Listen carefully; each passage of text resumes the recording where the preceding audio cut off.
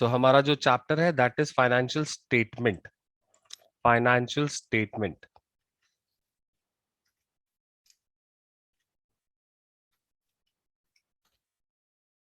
ये जो financial statements होती हैं ये होती क्या है? फाइनेंशियल स्टेटमेंट होती है आपके लिए trading account, profit and loss account,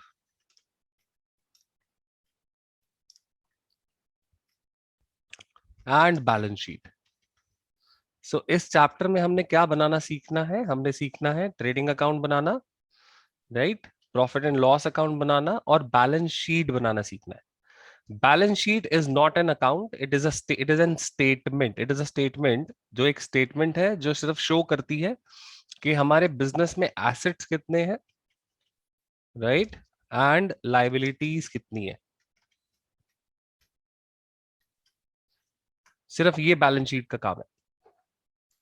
क्या ये बात क्लियर है सबको? यहां तक कौन कौन सी चीजें होती हैं financial statement? There are three things: trading account, profit and loss account and balance sheet. जिस भी चीज के आगे हम अकाउंट वर्ड यूज करते हैं उसके अंदर डेबिट और क्रेडिट का यूज होता है।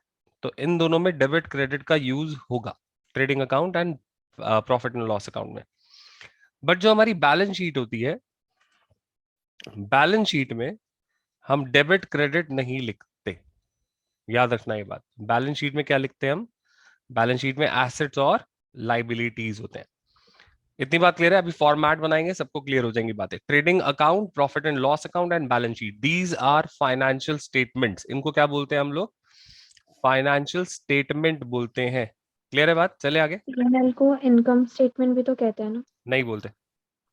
इनकम स्टेटमेंट में थोड़ा सा डिफरेंस होता है। इनकम स्टेटमेंट में ट्रेडिंग और पीएनएल दोनों का कॉम्बिनेशन होता है। ठीक है, ठीक है। सर कॉम्बिनेशन कैसे होता है? कॉम्बिनेशन होता है, कॉम्बिनेशन दोनों का टोटल होता है। वो आरएफओ से स्टार्ट होती है, रेवेन्यू फ्रॉम ऑपरेशन। आपको भी बनानी नहीं आती वो, राइट? Okay sir. ठीक है। Trading account, profit and loss account दोनों अकाउंट है, बैलेंस शीट एक स्टेटमेंट है। याद रहेगी बात? Yes sir. ठीक है। अब जब आप अकाउंटिंग करते आ रहे हो स्टार्टिंग से, राइट, चैप्टर नंबर 1 ऑनवर्ड, जब आपने पूरी अकाउंटिंग करी तो आपने क्या क्या किया? आप सबसे पहले एक, आपके पास एक ट्रांजैक्शन होती है, राइट। उस ट्रांजैक्शन से आप रिकॉर्डिंग करते हो, वाउचर बनाते हो। वाउचर को आप रिकॉर्ड करते हो जर्नल में।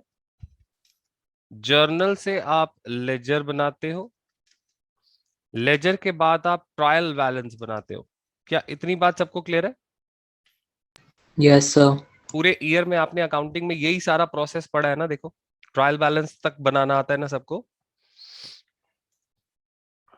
हाँ जी, जल्दी से बताओ, कंफर्म करो। Trial yes balance sir. सबको पता है ना अच्छे से? यस। अब क्या होगा? अब ट्रायल बैलेंस आपको गिवन है। Now trial balance is given to you all. ये आपके पास गिवन होगा क्वेश्चन में। ट्रायल बैलेंस आपको क्वेश्चन में गिवन होगा। ठीक है, आपने उस ट्रायल बैलेंस से क्या बनाना है? देखो, आपको ट्रायल बैलेंस गिवन होगा, क्वेश्चन में ऑलरेडी गिवन होगा, और आपने इस ट्रायल बैलेंस को देख के बनाना है trading account plus profit and loss account and balance sheet. And balance sheet आपने ये सारी चीजें बनानी है, और आपको गिवन क्या होगा? Trial balance. बात क्लियर हो गई सबको अच्छे से? Yes sir. तो आपके पास क्वेश्चन में ट्रायल बैलेंस गिवन है, आपको उस ट्रायल बैलेंस को देखते हुए बनाने हैं इस पूरे चैप्टर में जो आप सीखोगे, that is trading, PNL and balance sheet. और यही आपका चैप्टर है। तो प्रोसेस क्या है? पूरा का पूरा प्रोसेस सबको क्लियर हो गया कि आपको ट्रांजैक्शन गिवन होती है। ट्रांजैक्शन देखो, जब आप पूरे साल के स्टार्टिंग से आप अकाउंटिंग करते आ रहे हो सब लोग, अकाउंटिंग आपका प्रोसेस क्या रहा? देखो, आपको ट्रांजैक्शन गिवन होती थी, ट्रांजैक्शन से आप वाउचर बनाते थे, वाउचर से आपने जर्नल एंट्री बनाई, जर्नल से लेजर बनाया, लेजर से ट्रायल बैलेंस बनाया। अब इस चैप्टर में आपको ट्रायल बैलेंस गिवन है, और उस ट्रायल बैलेंस से आप क्या बनाओगे? Trading account, profit and loss account and balance sheet, right. So आप इस चैप्टर में कौन कौन से फॉर्मेट बनाने वाले हो? चीजों को ध्यान से समझ लो। आपने बनाने हैं format trading account, profit and loss account and balance sheet. Trading account में आप डेबिट और क्रेडिट का ध्यान रखोगे, प्रॉफिट एंड लॉस अकाउंट में भी आप डेबिट एंड क्रेडिट का ध्यान रखोगे, बट बैलेंस शीट कोई अकाउंट नहीं है, balance sheet is a statement, और स्टेटमेंट में डेबिट क्रेडिट नहीं होता। ठीक है, बैलेंस शीट एक स्टेटमेंट है, याद रखना बात। 1 मार्कर क्वेश्चन भी हो सकता है। सो बैलेंस शीट तो बैलेंस शीट का एक और भी नेम होता है ना शायद? Positional statement. बैलेंस शीट को आप पोजीशनल स्टेटमेंट बोलते हो। ठीक है, जो आपको करंट सिचुएशन बताती है आपके बिजनेस की, कि at the end of the year आपके पास कितना बैलेंस है। ठीक है, तो ये ट्रेडिंग अकाउंट और पीएनएल अकाउंट भी हम एंड ऑफ द ईयर में ही बनाएंगे? सब कुछ 31 मार्च को बनेगा। जितनी भी फाइनेंशियल स्टेटमेंट्स होती हैं ये आप एंड ऑफ द ईयर बनाते हो, and that is by default 31 मार्च, जो भी आपका ईयर हो हमेशा। ठीक है, यस सर। अब मुझे फटाफट से बताओ, क्या इतनी बात सबको क्लियर है? कौन कौन से अकाउंट बनेंगे इस चैप्टर में? ट्रेडिंग अकाउंट बनेगा, प्रॉफिट एंड लॉस बनेगा, एंड बैलेंस शीट बनेगी। ठीक है, चलो आगे। Yes, sir. ठीक है, अब देखो, मुझे एक बात बताओ। जो हमारा सबसे पहला हमने चैप्टर पढ़ा, आपको मैंने रूल्स सिखाए, राइट, और मॉडर्न अप्रोच सिखाई। मॉडर्न अप्रोच में मैंने बताया कि एलिस, ये वर्ड याद है सबको? पढ़ा था सबने, एलिस सीखा था। Yes sir. क्या थे ये अकाउंट? कौन कौन से अकाउंट थे ये? Assets, liability, liabilities, income, income, बस, capital, capital, and and expense, expenses. Right.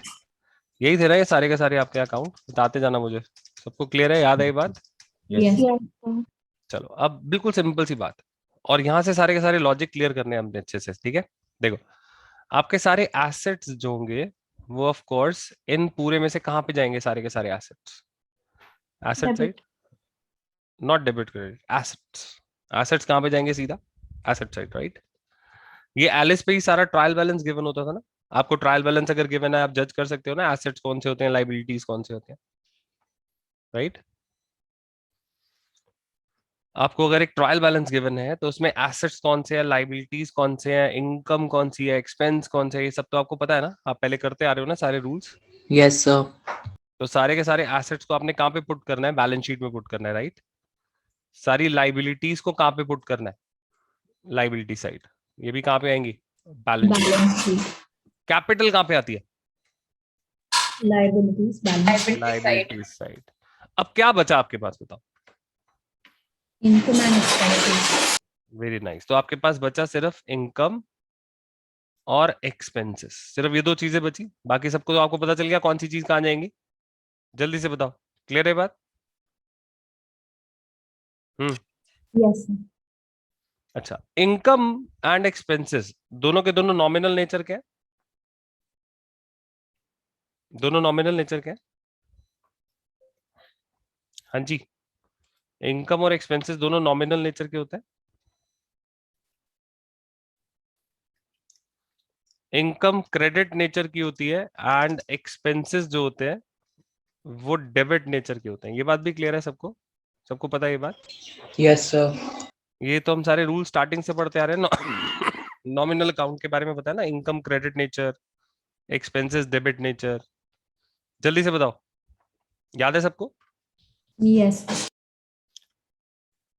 तो आपके जो एक्सपेंसेस हैं वो डेबिट नेचर के हैं, तो वो कहां पे जाएंगे? वो trading account and P and L account की डेबिट साइड पर जाएंगे। कौन सी साइड पे जाएंगे हमेशा सारे एक्सपेंसेस? ये रूल याद रहेगा सबको कि सारे के सारे एक्सपेंसेस कहां पे जाने वाले हैं। हाँ जी, ट्रेडिंग और पी एंड एल अकाउंट की कौन सी साइड पे जाएंगे एक्सपेंस? डेबिट साइड पे। ठीक है, और आपकी जितनी भी इनकम होंगी, इनकम को आप कहां पुट करने वाले हो? ये जो सारी की सारी इनकम्स होंगी ये क्रेडिट साइड पे जाएंगी। सारी इनकम कौन सी तरफ जाएंगी? ये Credit side. अब बोलो, क्या इतनी बात क्लियर हो गई सबको? हाँ जी। Yes, sir. तो जितने एक्सपेंसेस हैं वो डेबिट साइड पर, जितनी इनकम है वो क्रेडिट साइड पर। ठीक है, अब मेन बात, हमने ये तो जान लिया कि कौन सी चीज ट्रेडिंग में जा रही है, कौन सी पीएनएल में जा रही है, कौन सी बैलेंस शीट में जा रही है। लेकिन ट्रेडिंग और पीएनएल में अगर दोनों में ही हम एक्सपेंसेस को रिकॉर्ड कर रहे हैं, इनकम को रिकॉर्ड कर रहे हैं, तो उनमें क्या डिस्टिंक्शन है? अब देखो,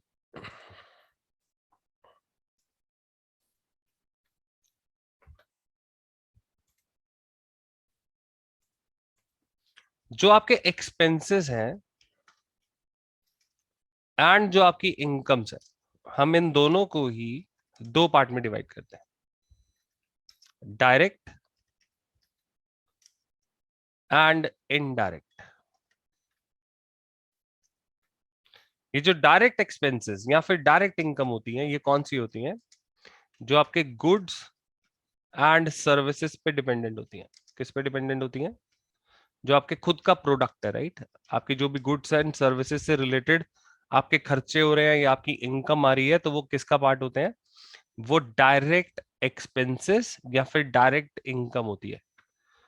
और जो गुड्स एंड सर्विसेज से रिलेटेड नहीं होते, they are known as indirect, so which are not related to goods and services. जो गुड्स एंड सर्विस से रिलेटेड नहीं है, other than goods and services हैं, वो आपके लिए इनडायरेक्ट है। And which are related to goods and services, वो आपके डायरेक्ट होते हैं। ठीक है, फॉर एग्जाम्पल, अगर आप परचेज ऑफ रॉ मटेरियल करोगे, मुझे बताओ ये आपके लिए एक्सपेंस है या इनकम? सोच के बताना।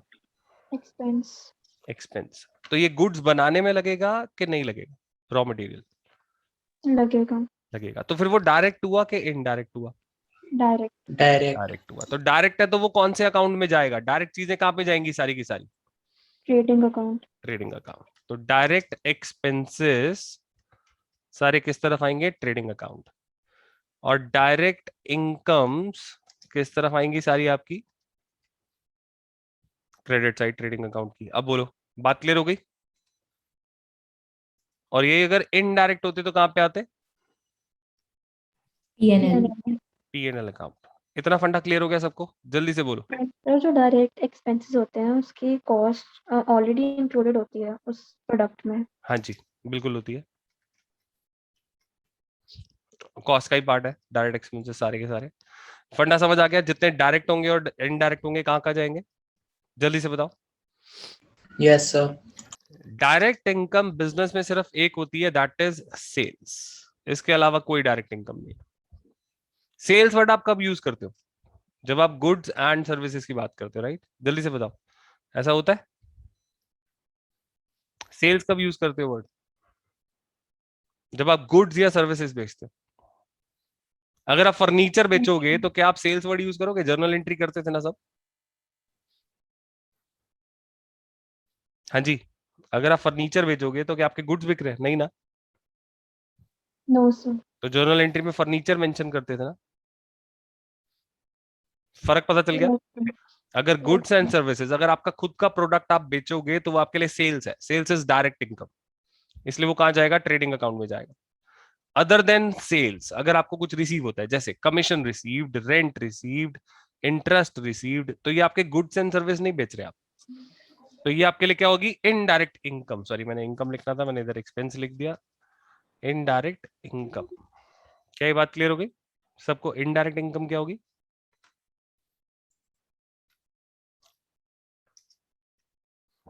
Interest received, commission received, right? Rent received, कोई भी चीज अगर आपको मिल रही है अदर देन सेल्स, तो वो आपके लिए क्या है? प्रॉफिट एंड लॉस अकाउंट की क्रेडिट साइड। थोड़ी थोड़ी सी बातें समझ आई? कौन सी चीज कहां जाती है? Yes, sir. और आपके एक्सपेंसेस कौन से होंगे अदर देन मैन्युफैक्चरिंग? कौन से खर्चे होते हैं आपके बिजनेस में? आप टैक्स पे करते हो, गुड्स बनाने के लिए तो यूज नहीं होता वो, राइट? आप सैलरी पे करते हो ऑफिस के एम्प्लॉयज को। आप आपका कोई लॉस हो जाता है तो वो भी क्या है आपके लिए? पीएनएल अकाउंट का पार्ट है। आप इंटरेस्ट पे करते हो, तो आपके लिए P&L अकाउंट का पार्ट है, राइट? तो ऐसी चीजें, ये सब आपके एक्सपेंसेस हैं। एडवर्टीजमेंट एक्सपेंस गुड्स बनाने का तो नहीं है, तो जो चीज गुड्स बनाने में नहीं लग रही वो आपके प्रॉफिट एंड लॉस अकाउंट का पार्ट है। बहुत सिंपल सा डिस्टिंक्शन है। तो ट्रेडिंग अकाउंट में वो चीजें आएंगी जो आपके गुड्स एंड सर्विसेज से रिलेटेड होंगी। प्रॉफिट एंड लॉस अकाउंट में वो चीजें आएंगी जो other than goods and services होंगी। इतना सर एक डिस्टिंक्शन डाउट क्लियर है? है। हाँ जी बोलो। सर अगर हम अपने वर्कर्स को वेजेस पे कर रहे हैं तो फिर वो डायरेक्ट एक्सपेंस होगा? बिल्कुल होगा। वेजेस और सैलरी में फर्क होता है। वेजेस आप लेबर को पे करते हो, सैलरी एम्प्लॉय को पे करते हो, ठीक है?